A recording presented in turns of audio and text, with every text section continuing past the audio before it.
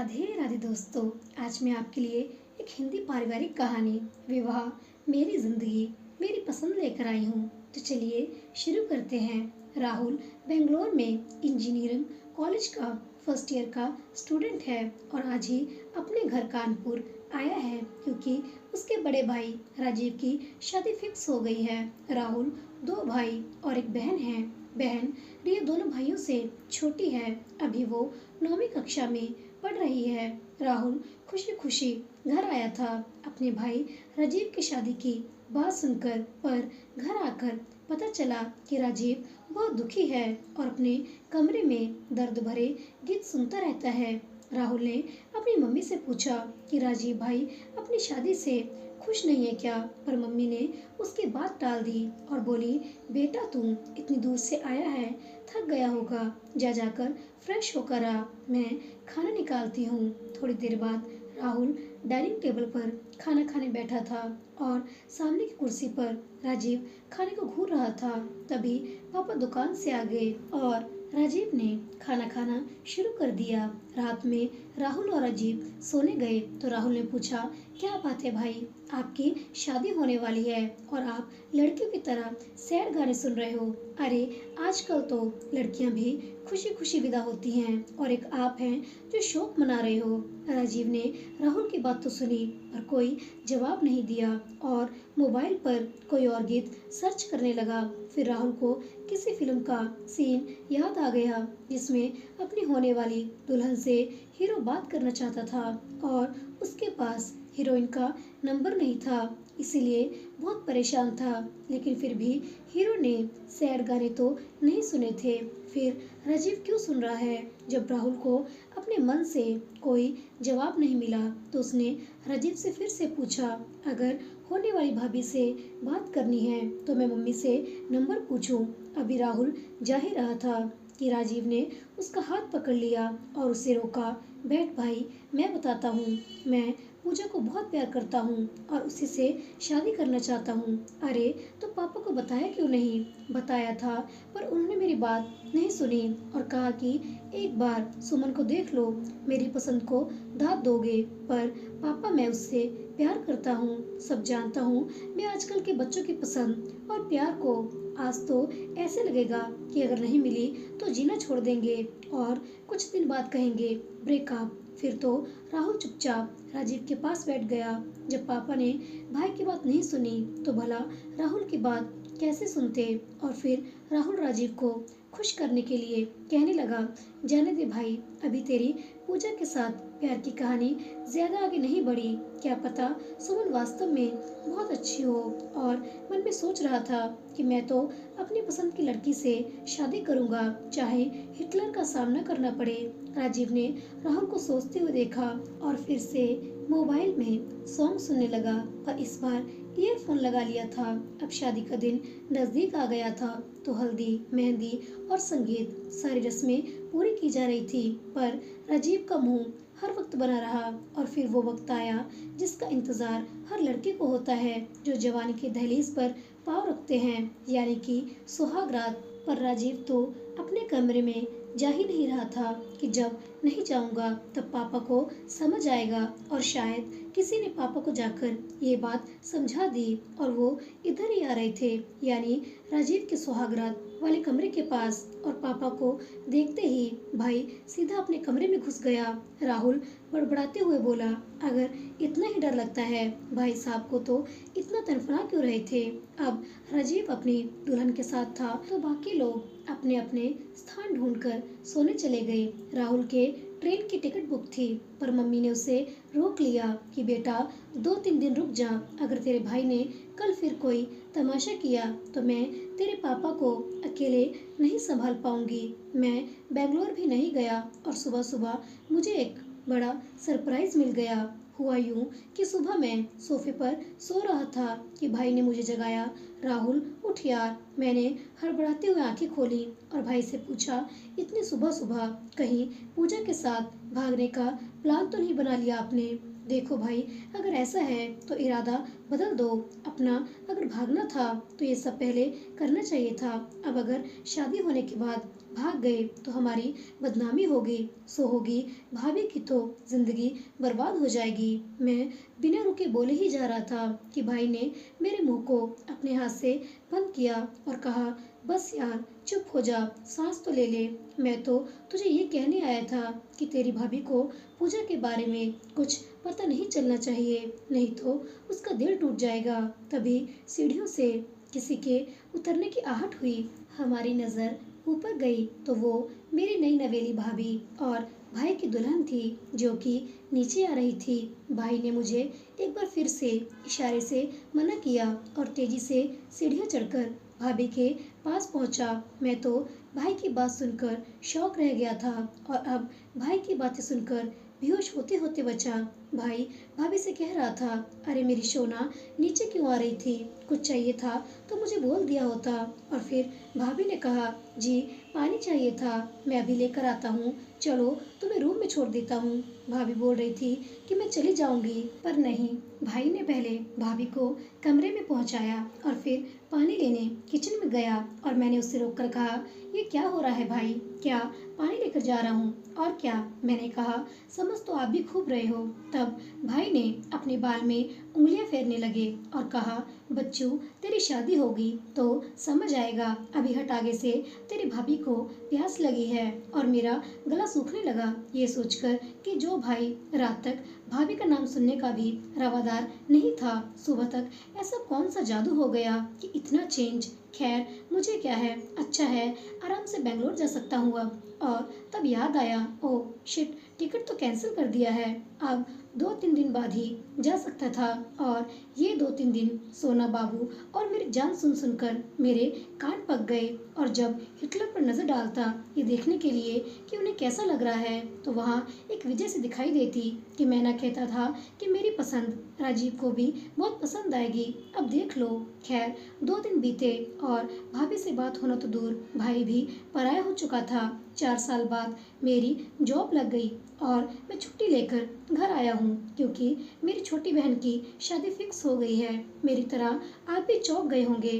रिया ने बस इंटर की परीक्षा पास की है और अभी से उसकी शादी रिया ने मुझे फोन पर बताया और बेचारी बहुत रो रही थी। घर में मम्मी और भाई को बहुत कहा कि पापा को मनाने की कोशिश करें कि इतनी जल्दी शादी ना करें, पर आप तो जानते ही हैं, हिटलर से बोलने की हिम्मत ना तो मम्मी को है और ना भाई की है। और जब से भाई की शादी सुमन भाभी से हुई है, वो तो मानने लगे हैं कि पापा कभी कोई गलत फैसला कर ही नहीं सकते।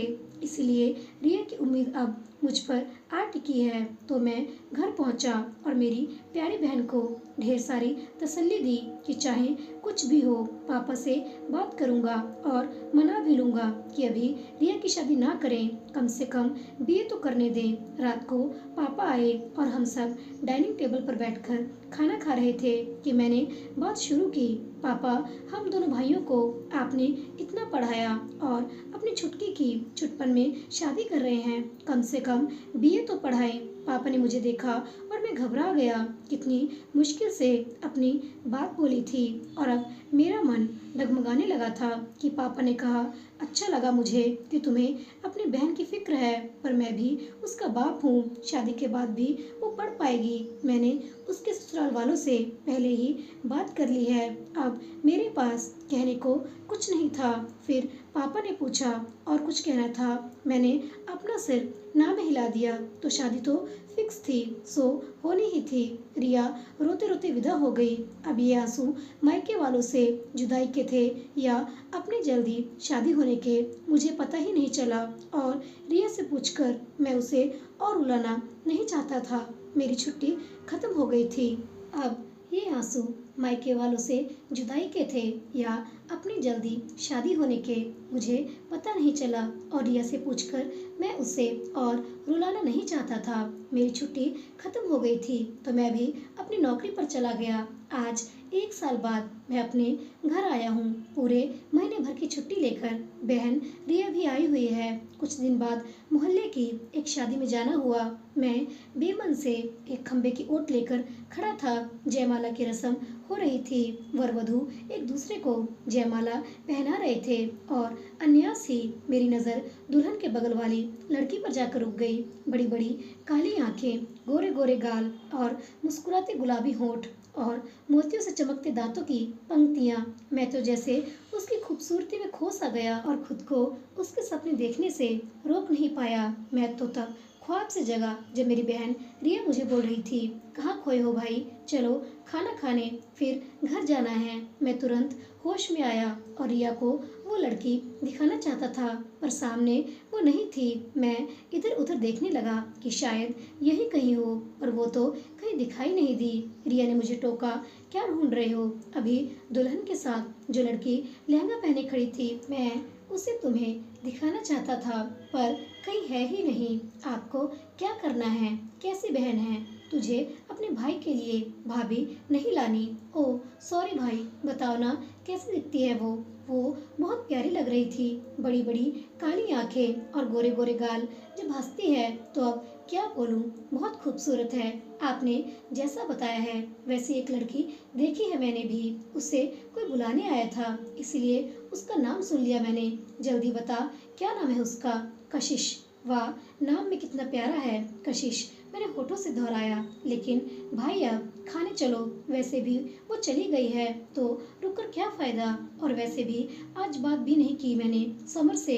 घर जाकर उन्हें फोन भी करना है। इतनी चिंता, तू तो शादी भी नहीं करना चाहती थी ना? वो तो तब की बात थी, और अब वो मेरा इतना ध्यान रखते हैं तो मुझे भी तो सोचना चाहिए ना।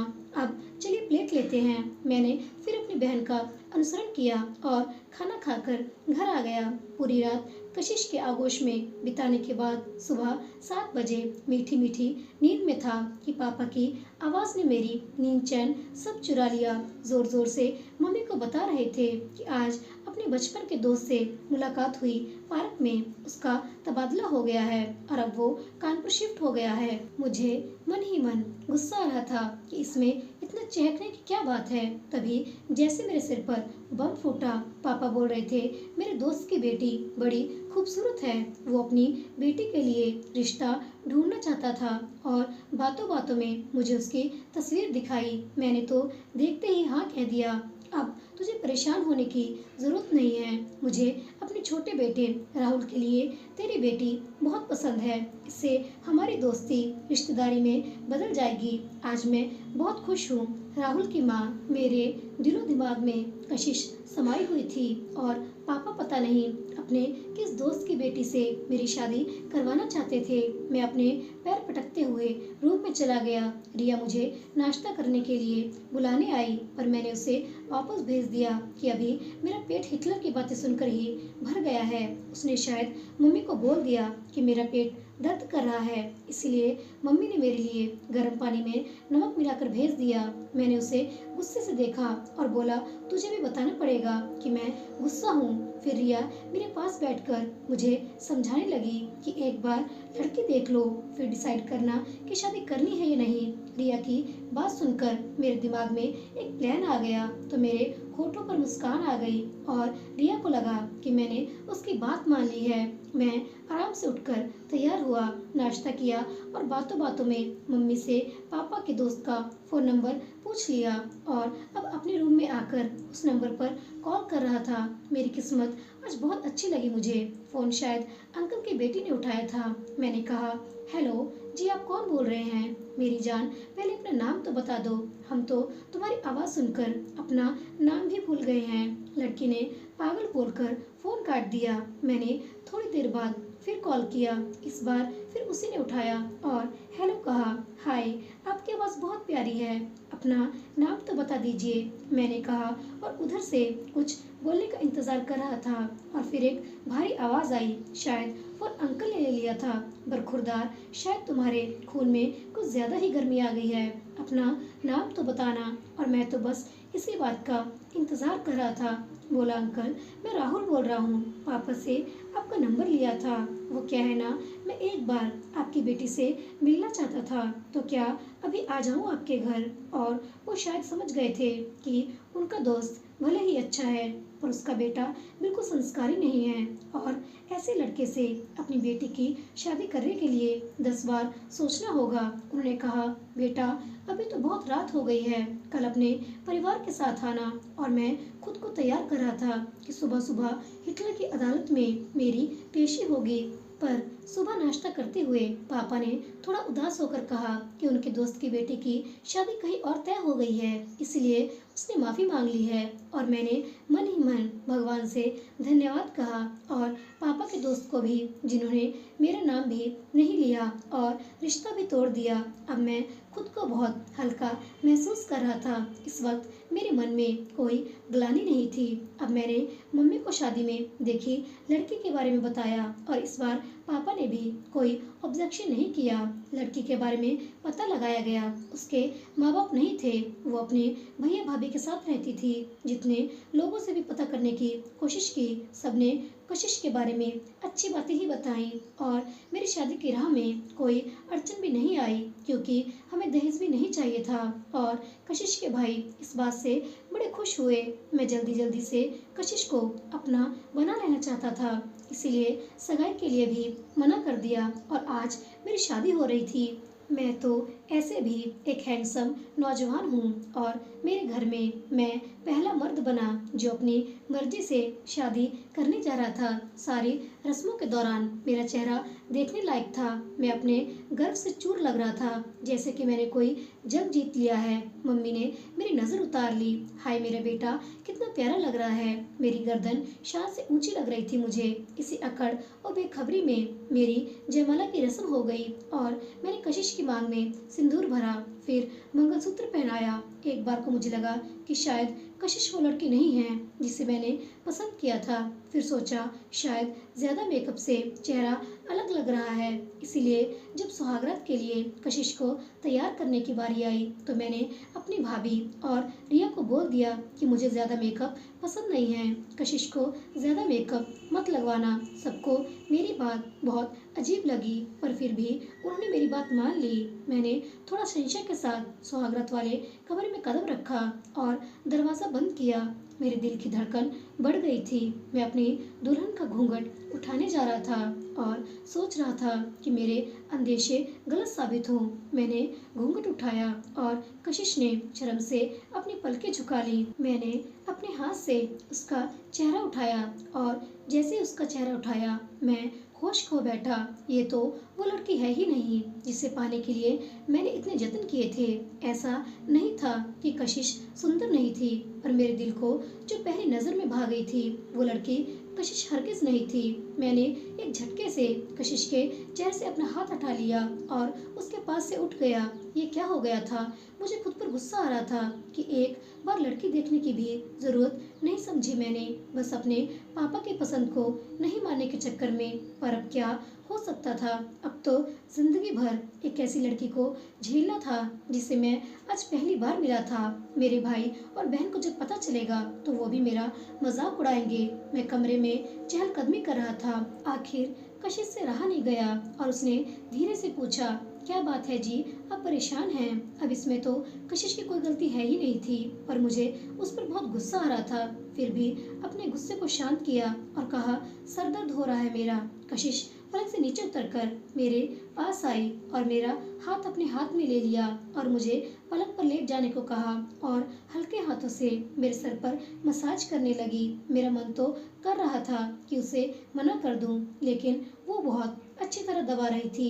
इसीलिए मैंने सोचा, इसका पति हूँ मैं, ये तो इसका फर्ज है। फिर मुझे नींद आ गई। सुबह 8 बजे मैं गहरी नींद में सोया था कि चूड़ियों की खनक मेरे कान में सुनाई दी और मैंने आंखें खोली। कशिश मेरे पास आकर मुझे उठाने के लिए चूड़ियों से खन खन की आवाज़ निकाल रही थी। मैंने घड़ी देखी तो 8 बजे थे। मैंने थोड़े गुस्से से उसे देखा तो वो सहम गई और बोली, वो जी, मम्मी जी ने आपको उठाने को भेजा था। मैंने उसकी ओर देखने की भी जरूरत नहीं समझी और बाथरूम में घुस गया। कशिश से मेरी शादी हुए अभी हफ्ता ही बीता था और सब उसकी तारीफ करते नजर आते थे।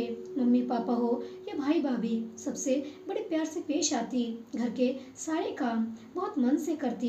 रिया की तो वो सहेली बन गई थी। हमारी शादी के बाद समीर जी को अपनी नौकरी पर जाना पड़ा था, इसीलिए रिया अभी यही कानपुर में ही थी। मैं उससे ज्यादा बात नहीं करता था, फिर भी वो मेरे सारे काम बिल्कुल वक्त पर करती थी। मजाल है जो मेरा कोई काम मैंने कहा और वो ना करे, फिर भी मैं उससे प्यार से बात करना तो दूर उसे देखता भी नहीं था। पर हम एक साथ ही सोते थे। फिल्मों में दिखाई जाने वाले बस एक ही सीन मुझे हजम नहीं होते हैं शुरू से, कि अगर हीरो की शादी किसी और लड़की से हो गई तो हमारे हीरो बिल्कुल सन्यासी की तरह अलग सोफे पर सोते हैं। हमारी शादी को 10 दिन हुए थे और समीर जी रिया को ले जाने के लिए आए थे, तो मम्मी पापा ने कहा कि इतने दिन हो गए हैं शादी को, कशिश को लेकर थोड़ा घूम आओ। मैंने भी सोचा कि आज रिया और समीर भी हैं तो आज चला जाता हूँ, वरना अकेले इसे लेकर गया तो क्या बात करूँगा। हम सब शाम को घर से निकले, पहले शॉपिंग करने मॉल गए। वहाँ रिया ने मेरी जेब हल्की की, पर कशिश ने ना तो कुछ खरीदने बोला और ना ही मैंने पूछा। रिया ने उसे बहुत कहा, भाभी आप भी तो कुछ पसंद करो, पर कशिश ने कहा अभी तो शादी में बहुत सारे कपड़े मिले हैं, बाद में कभी ले लूंगी। फिर रिया ने कहा बहुत थक गई हूँ मैं तो, अब चलिए कुछ खाते हैं। और समीर जी तो जैसे अपनी बीवी के मुंह से निकली हर बात पत्थर पर पड़ी लकीर समझते थे। तुरंत कार में बैठने बोला और एक रेस्टोरेंट के पास रोक दिया। हम सब ने ऑर्डर दिया और वेट कर रहे थे कि तभी रिया ने कशिश को बोला, भाभी उधर देखिए, उस लड़की को पापा की दोस्त की बेटी है। पापा भैया की शादी उसके साथ करना चाहते थे, मगर भैया ने कुछ तो तिगड़म लगाया कि पापा के दोस्त ने शादी से मना कर दिया। वो क्या है ना कि आपको देखते ही अपना दिल हार बैठे हैं मेरे भैया। कशिश सोच में डूब गई और मेरी नज़र उस लड़की पर पड़ी और मैं न रहा। ये क्या कर दिया मैंने। मेरे पापा की पसंद और मेरी पसंद एक ही थी।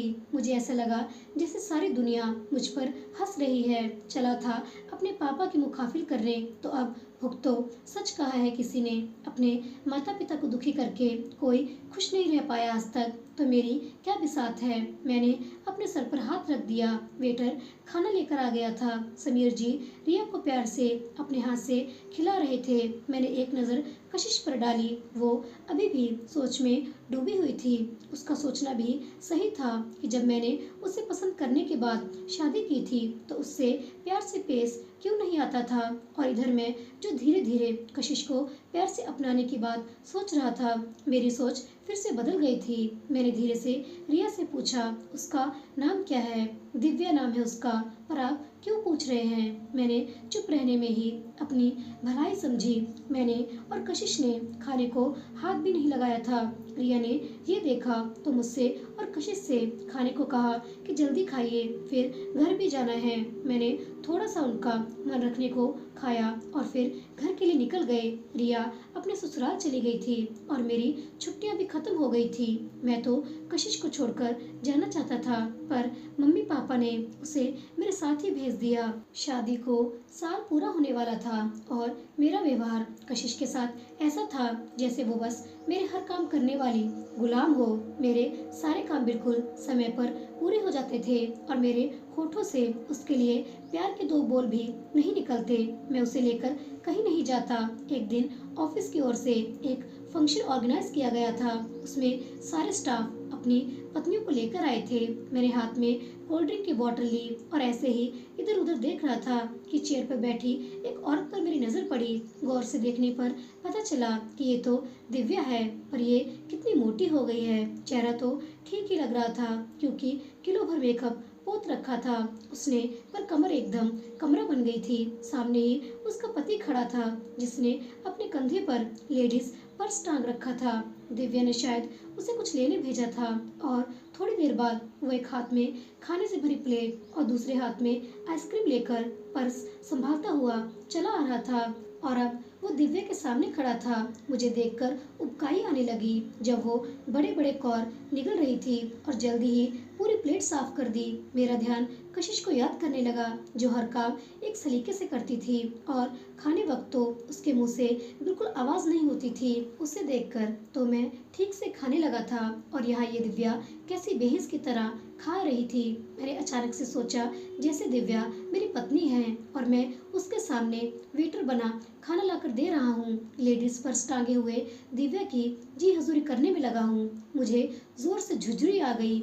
मेरे मन के कोने में एक आवाज आई, नहीं, अगर दिव्या तेरी पत्नी होती तो ऐसी नहीं होती। पर दूसरे मन में लताड़ लगाई, क्यों नहीं होती, जरूर होती। आखिर वो तो तेरी पसंद की होती तो उसे तुमसे नाज उठवाने की आदत तो होती ही। मेरा मन मुझे लगातार डांट रहा था, कशिश जैसी सलीकेदार पत्नी मिली तुझे, पर तूने कोई कदर नहीं की। सोच, अगर तेरी शादी दिव्या से होती, तू जो कशिश पर हुकूमत करता है आज की जी हजूरी में लगा होता।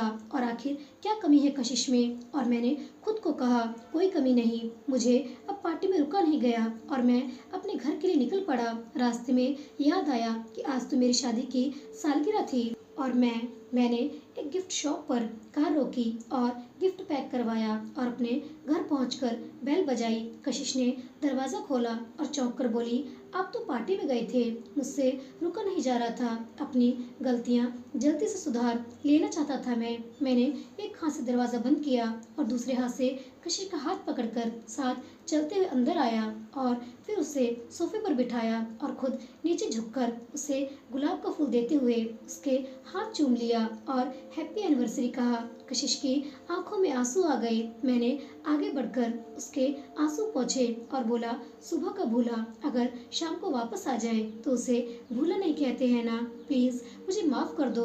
और कशिश मुस्कुरा दी। मैंने उसे अपनी बाहों में भर लिया। शायद मेरे पापा मम्मी का आशीर्वाद ही था मुझ पर, जो कशिश मेरी पत्नी बनी। तभी तो कहते हैं, हम इंसान चाहे कितने जतन कर ले, जोड़ियां तो ऊपर वाला बनाता है और धरती पर हमारी देखभाल के लिए माता पिता बनाया है उन्होंने, तो अपने माता पिता का सम्मान करें। वो हिटलर जैसे बर्ताव भले ही करें पर संतान का भला ही चाहते हैं। तो दोस्तों, हमारी आज की कहानी यहीं पर समाप्त होती है। आशा करती हूँ आपको हमारी आज की हिंदी पारिवारिक कहानी दिल को छू गई होगी। अगर आपको मेरी कहानी अच्छी लगती है तो कृपया जाने से पहले चैनल को सब्सक्राइब कर दें और कहानी को लाइक कर दें। मिलते हैं अगली कहानी के साथ, तब तक के लिए प्रेम से बोलिए राधे राधे।